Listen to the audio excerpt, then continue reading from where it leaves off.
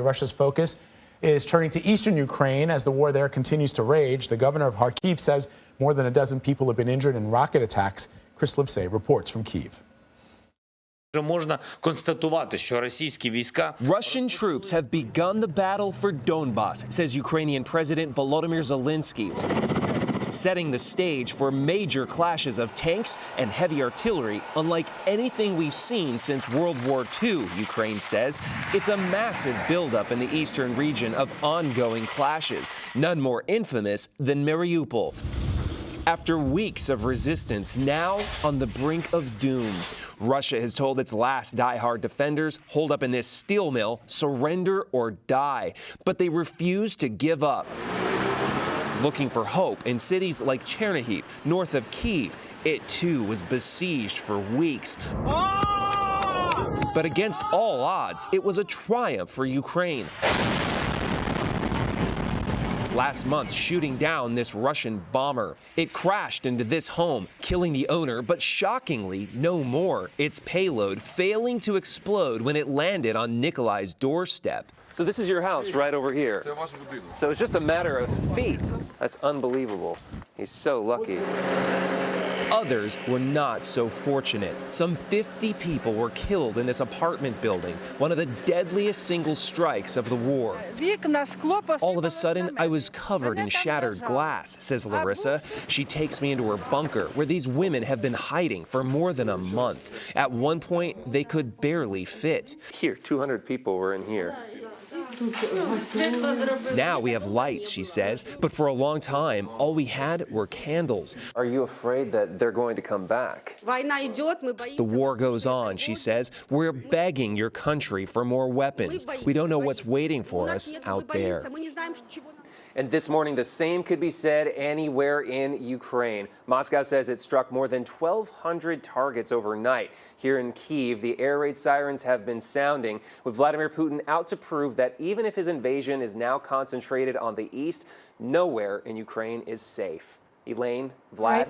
Chris, thank you. To give you an idea of what's happening on the ground in Kyiv, let's bring in Nolan Peterson. He's been covering the war in Ukraine as the senior editor of Coffee or Die magazine. Nolan, welcome. Thanks very much for joining us. You just heard Chris Livesay say that air raid sirens have been going off there in Kyiv. What is life like in Ukraine's capital right now?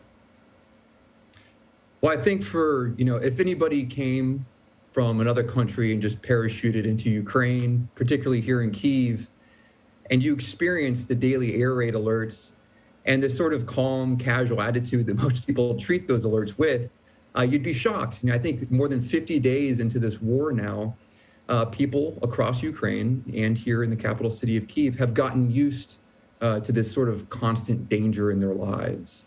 Here in Kyiv, because there is no longer a threat of a ground invasion of the city, Ukrainians have won the battle for Kyiv and Russian forces have retreated from the northern sector of Ukraine. Life has resumed a sense of normality, right? Schools are back in online learning. Public transportation is running. The bars and restaurants and gyms are now open. Even Uber is operational again. So it feels like life is slowly, bit by bit, coming back to normal. But there is a long, dark shadow over this city, as well as over most of the country, particularly here in Kyiv. The scenes of just a horrible brutality and the atrocities that occurred just a few minutes away by car in the outlying settlements of Bucha and Irpin, as well as the ongoing violence in the Donbas, in places like Mariupol, and the suffering that people are enduring in the Donbas as Russia ramps up its second phase of the war, so to speak, with this offensive in the Donbas. Even though there is a sense of relief and even exaltation here in Kyiv that their city is not going to sort of suffer the worst of this war, that is tempered and a bit dulled by the fact that the rest of this country is suffering. And it should be noted too that there is still a missile threat against this city. So although people have gotten used to the threats still do exist. And the mayor of Kyiv, Vitaly Klitschko, is still warning residents who have fled abroad to not come back because it is still a dangerous place to be. Nolan, you yourself are a veteran. You've spoken to soldiers. What have they told you about what's helped them stay so resilient throughout this war? Obviously, being a soldier, you know that it's a very different scenario in the case of the Russians, who are an attacking force in a foreign country, as opposed to those that are defending their homeland, which can lead to that resilience. But what have they told you? Yeah, so I've covered this war since it began in 2014, and it always just impressed me so much how committed the Ukrainian soldiers were to fighting for their freedom. And not just the soldiers, too. Remember, a great deal of Ukraine's fighting force comprises civilians who literally just threw on a uniform, grabbed a gun, and went out there to defend their street corner, their hometown, their country from Russian invaders. But for the past 8 years, Ukraine has been fighting for their freedom. But after the brutality we've seen and all these atrocities and the targeted attacks on civilians since the February 24th full-scale invasion began, Ukraine isn't just fighting for its freedom, it's fighting for its survival. And so I think that gives the Ukrainian soldiers an incredible will to fight, which far surpasses that of their enemies. As a former soldier, particularly one who was, very much following the intelligence before the invasion and, taking stock of all Russia's firepower that had massed around Ukraine. In the early days, I had sort of a pessimistic attitude. I thought that Russia was probably going to advance much further and much quicker than they ended up doing.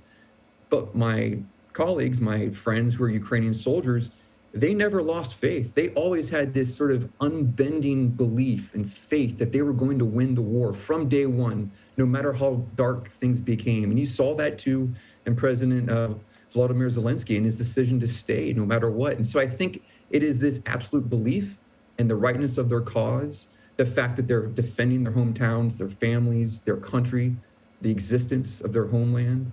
It gives them a will to fight, which has to this point in the war overcome their material disadvantage with the Russians. And I think that, this war in essence has proven that the spirit and the will to fight of an army in many cases is more important than the firepower and the technology wielded by an opponent. Well, Nolan, you moved to Kyiv in 2014 when Russia annexed Crimea.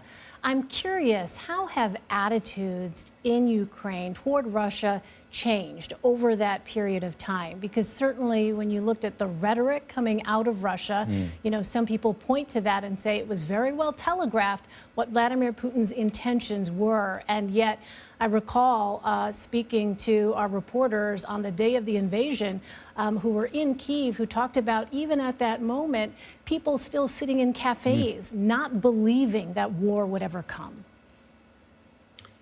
So there's a little bit of people, not believing the war might come, but also, this is a country that by that point on February 24th had been at war for almost 8 years.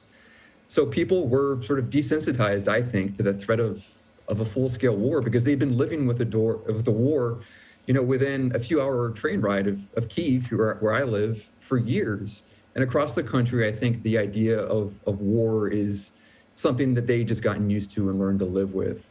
But Ukrainians have been at war with Russia since 2014, and they've always been clear-eyed about the Russian threat. And so since 2014, this country has had sort of an irreversible social, political, economic divorce from Russia has been set in motion by the invasion of the Donbass in 2014.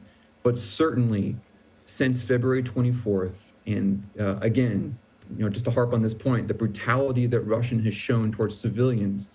And I'm a former Air Force pilot, and I won't describe it as indiscriminate bombing of civilians. It's deliberate bombing of civilians.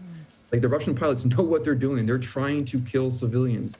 And when Ukrainians see that behavior, particularly since that behavior is targeted in the East on populations which are Russian-speaking, which Russia claims that it's trying to help or liberate or whatever, they see that brutality. And so now there is a hatred among the Ukrainian people toward Russia that is going to last for generations. And if Russia had any fantastic notion that this war was going to somehow bring Ukraine or a portion of it back under Moscow's control, they've failed in spectacular fashion. There is no path, in my perspective, toward victory for Russia. They may conquer land, they may destroy cities, but the Ukrainian nation is lost to Russia forever at this point. Such interesting perspective. Nolan Peterson, you've been there since 2014. Thank you so much for your insight. We appreciate it. Thank you for having me on.